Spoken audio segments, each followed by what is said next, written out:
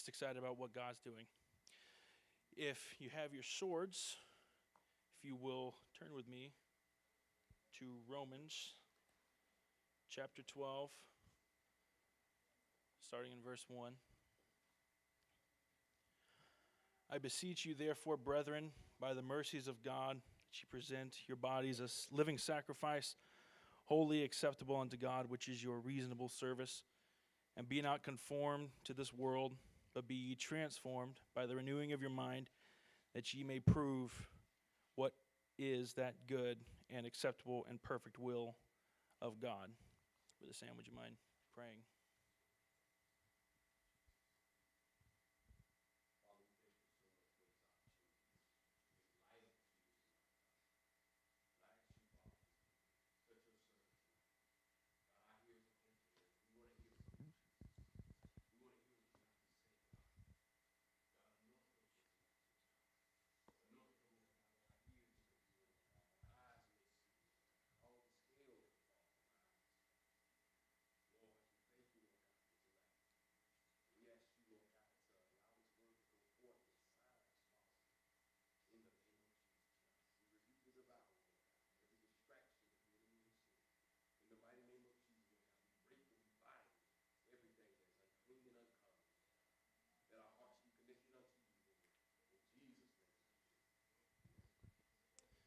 Amen. You may all be seated.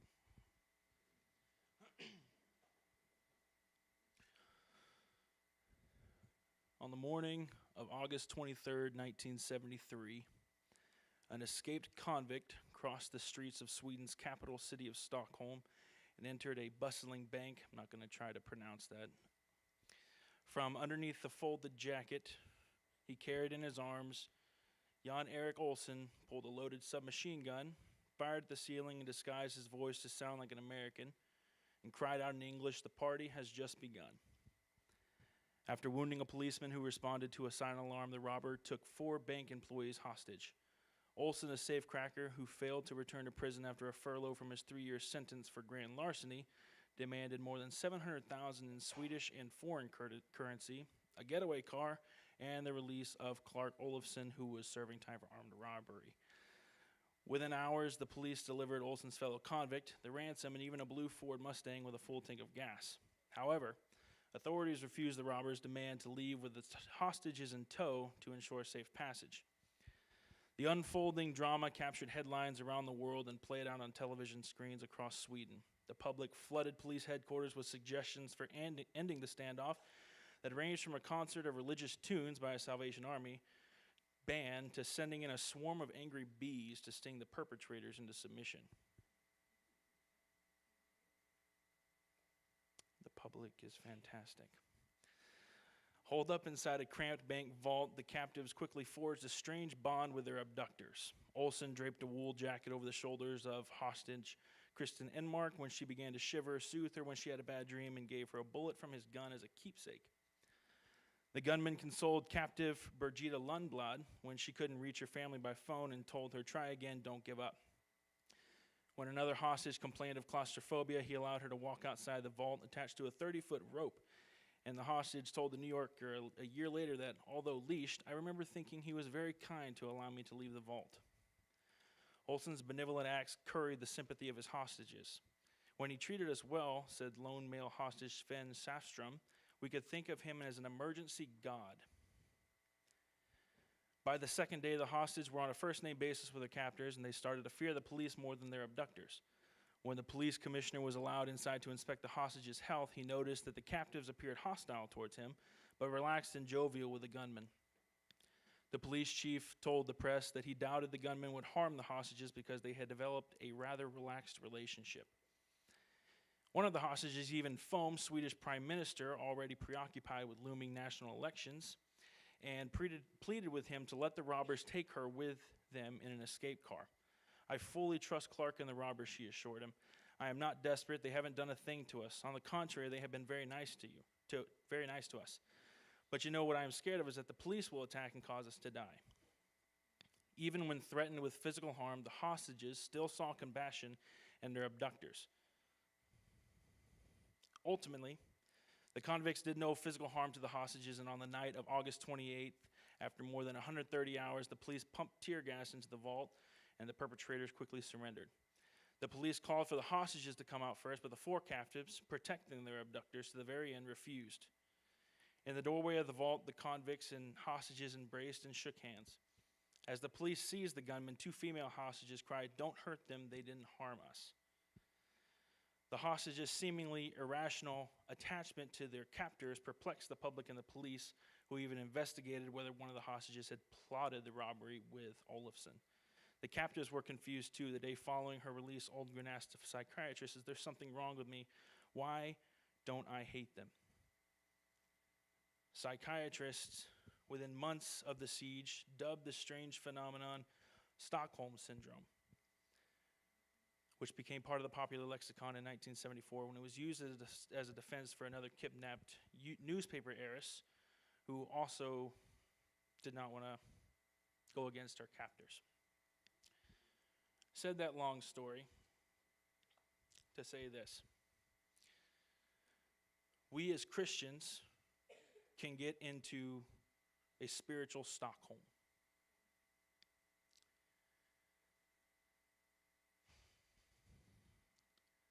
We know as Christians that going through our walks with God, that our lives are made up of hills and valleys. And God puts us through trials and tribulations to get us prepared for the next level. But there are times to where us as Christians, we choose to stay in our valley for much longer than God ever intended us to, or indefinitely. I believe there are three different reasons for this. One of the first reasons is attention.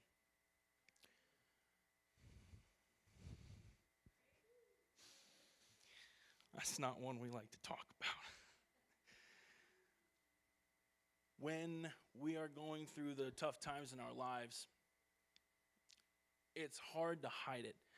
Some of us are very good at hiding it. Others not so much. But regardless of the situation or regardless of your personality or who you are, somebody is going to know that you're going through something. Whether it's all of your friends or it's your best friend or it's your spouse or whatever, somebody's going to know that you're going through something. And when we are going through these valleys in our lives, people who know about it tend to give you more attention. They let you know, "I'm here for you, I'm praying for you, let me know if you need anything." And they're constantly letting you know that I'm here for you. Let me know.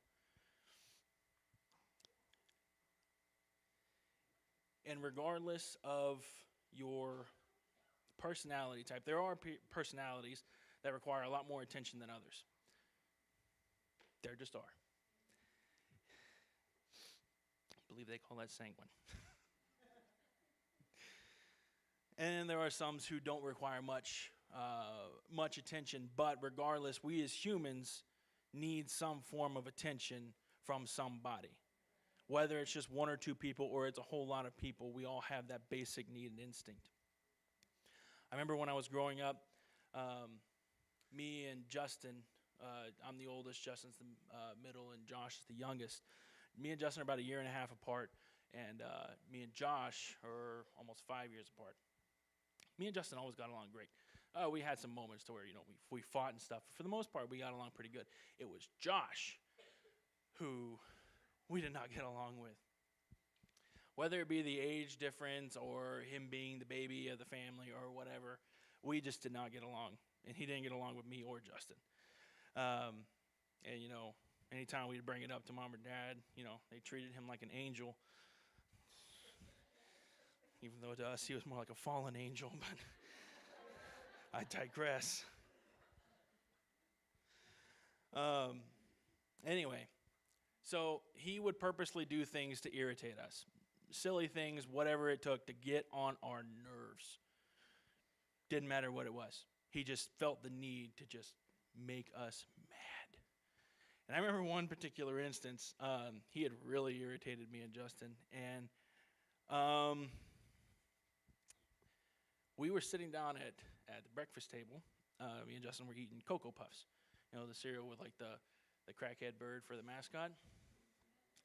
we were eating Cocoa Puffs, and Josh was in the other room, and we were plotting our revenge, and we noticed that the Cocoa Puffs looked suspiciously like the dog food.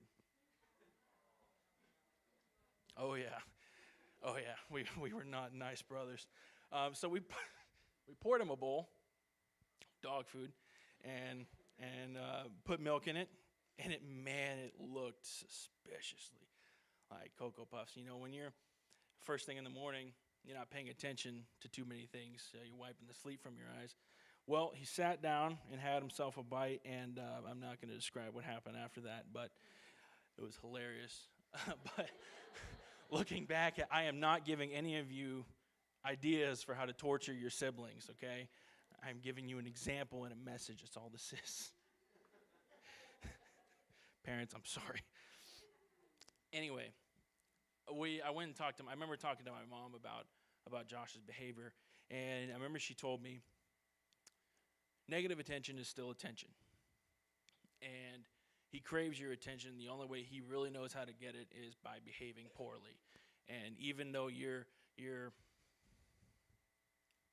yes, we got into fights, physical fights. We were boys. What do you want? Even though you're beating on him,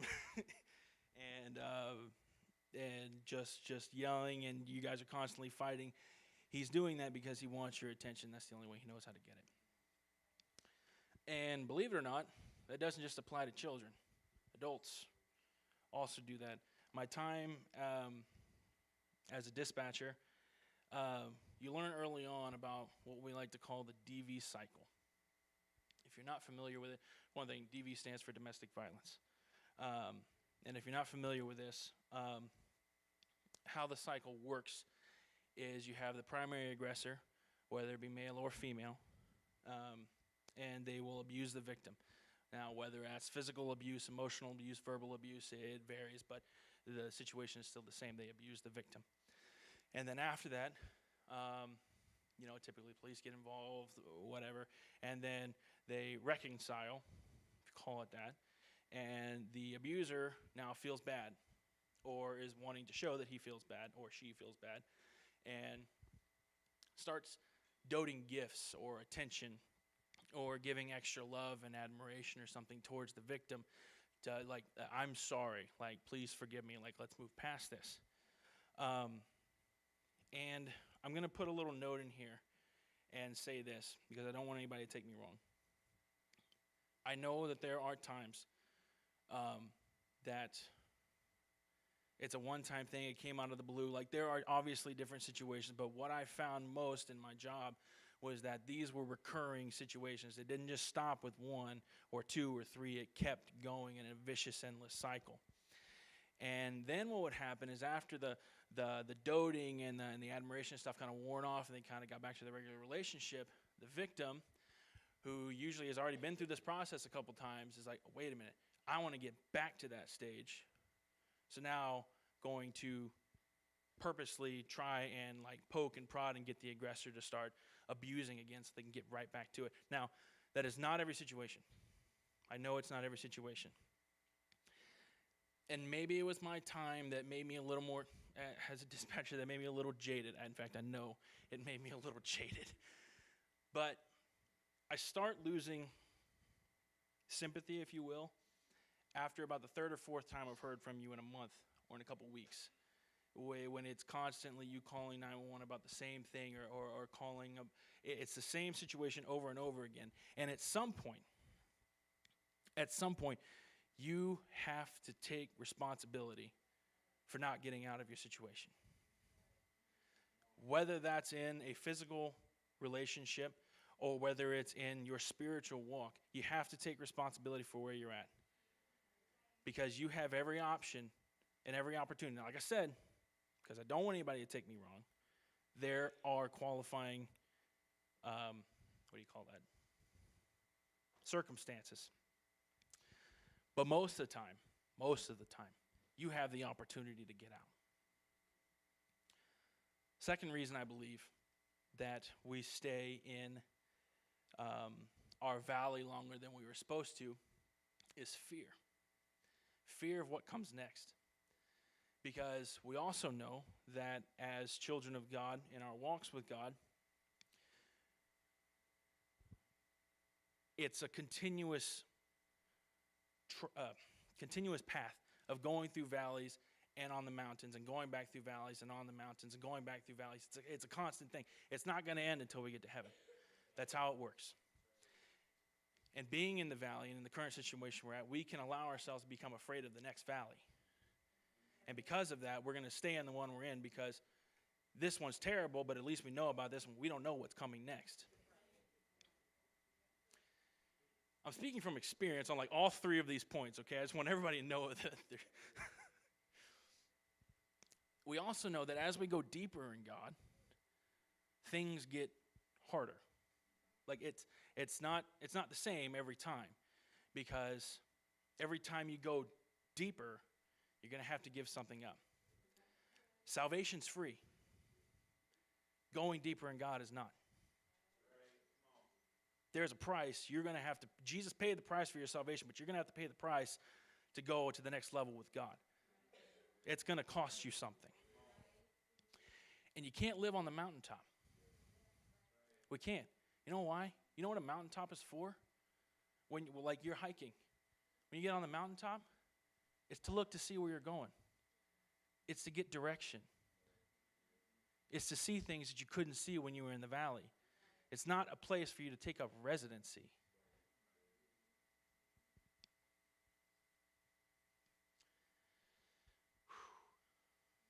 The third point, or the third reason why I believe we stay in the valley longer than we were meant to, is we fall in love with the misery. We fall in love with the pain, fall in love with the circumstances. After a while, if you allow yourself, then you can welcome all that pain and all that darkness. Hello, darkness, my old friend. Come to talk with you again.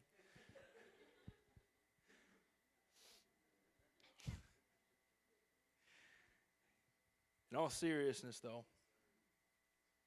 you can allow the darkness to become your friend and become your ally and become your confidant. You know, there are three things that identify Stockholm Syndrome. First one is a rejection of authority. Not trusting authority, not trusting the authorities. That's the first sign of Stockholm Syndrome.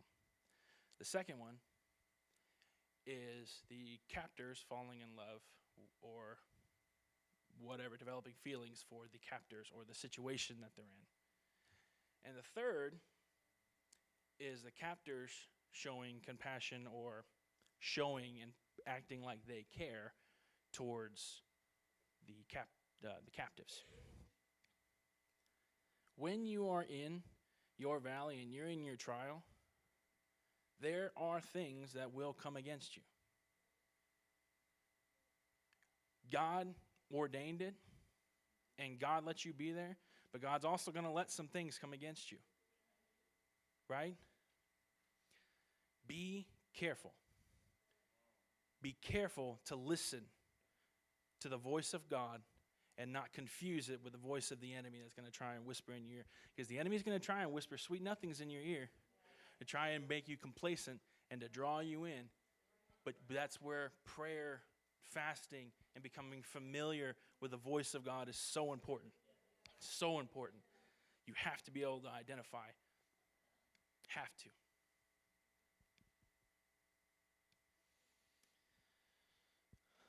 Don't create a home in the valley.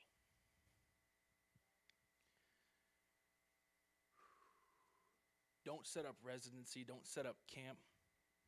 Don't pitch a tent. Don't build a homestead in your valley. It's not where you were supposed to be. Your valley was just a place that you were supposed to go through. It was a situation that you were supposed to pass through.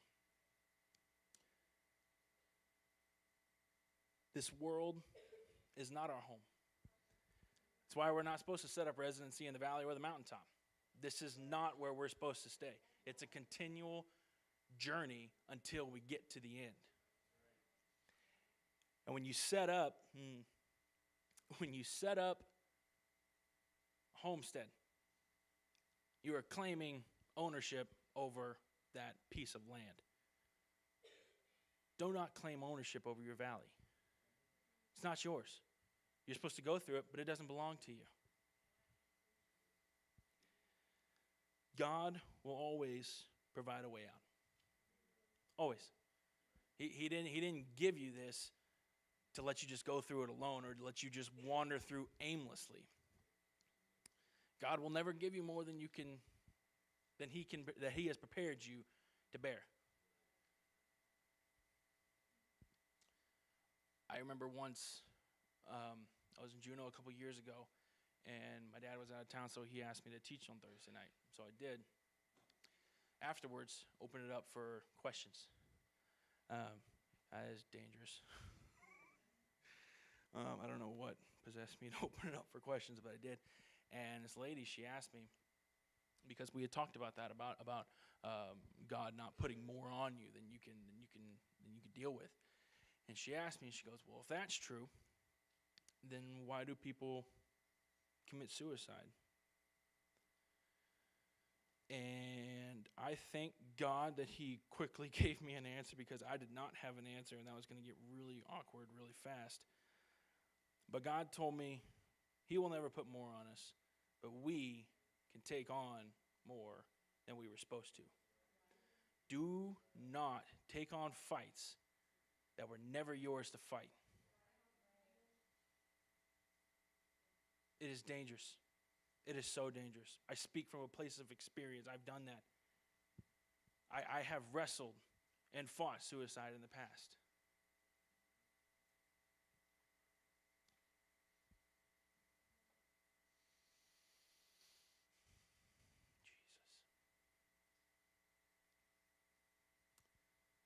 Even if they're your friends and you care about them, don't try to just take on somebody else's fight. That's hard. It's hard, especially when you care about somebody. But if you do not have the authority to take care of that problem, do not touch it. Now, if my wife or my kids are going through something, as the priest of my home, I have absolute authority to fight that on their behalf. But my friends, people in this church, I'm not their pastor. I have no authority over their lives. Now,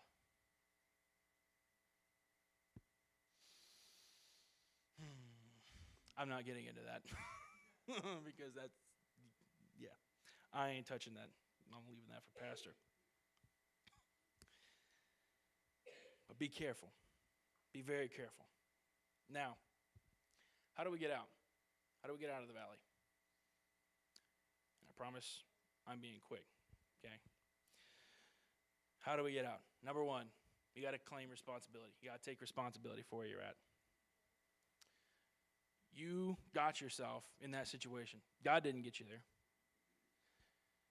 When you stay in the valley longer than you're supposed to, when you stay in your trial, you have now gone outside of God's plan, and it's on you. Don't go blaming God because of what you did.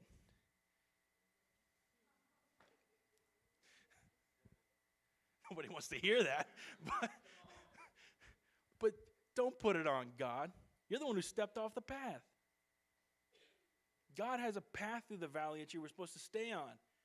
You stepped off it because you saw a pretty meadow on the side or a cool lake that looked like there may be some good bass fishing going on. You decided to set up a cabin and set up residency. You stepped off the path, own it, take responsibility for it, or you're never going to get out of there. If you continue blaming and playing the victim, you're not going to get out. You won't get anywhere with a victim mentality. Period. Because God didn't call us to be victims. He called us to be victors. Okay?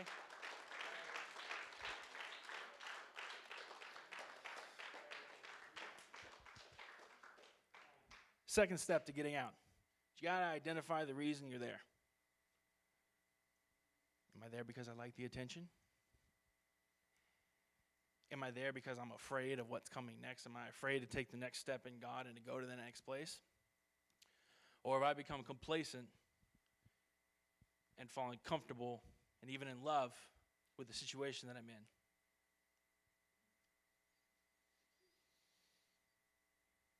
Third step. This one may seem kind of obvious, but go to God. Once you figure out and identify the reasons that you're there and you've claimed responsibility for it, take it to God. Because he is the only one who can guide you back out of it. You can bushwhack all you want through that valley. You're not going to find your way out. If you're doing it on your own, you're not going to find your way back to the path.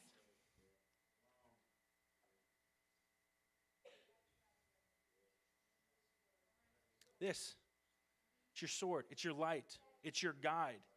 It lights your footpath. It guides the way. Get into the Word. It's the only way you're going to get back on path.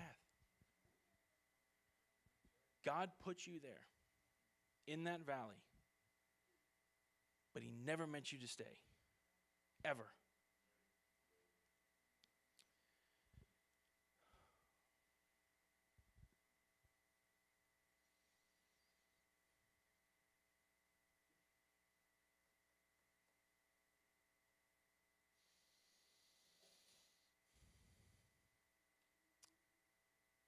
Can we just take a moment?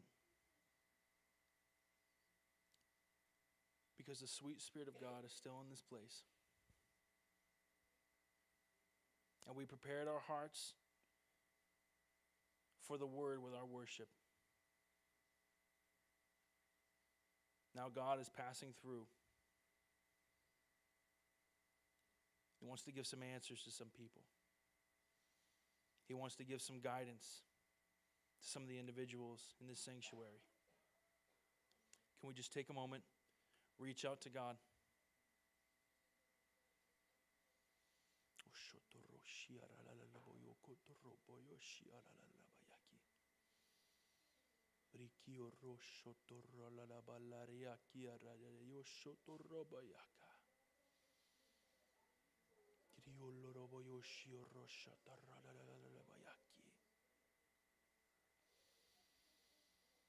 Jesus, show us, God.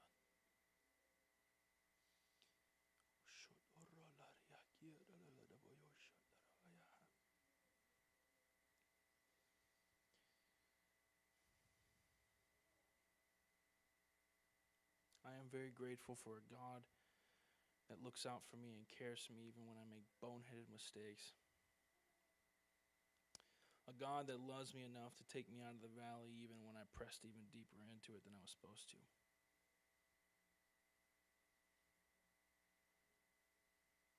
Even when I go outside his plan, he has a plan to get me back in his plan.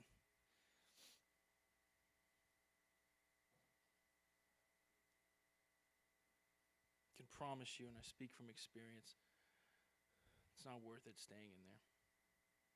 It's miserable. And it doesn't just affect you, it affects those around you. Your family, your friends, the church.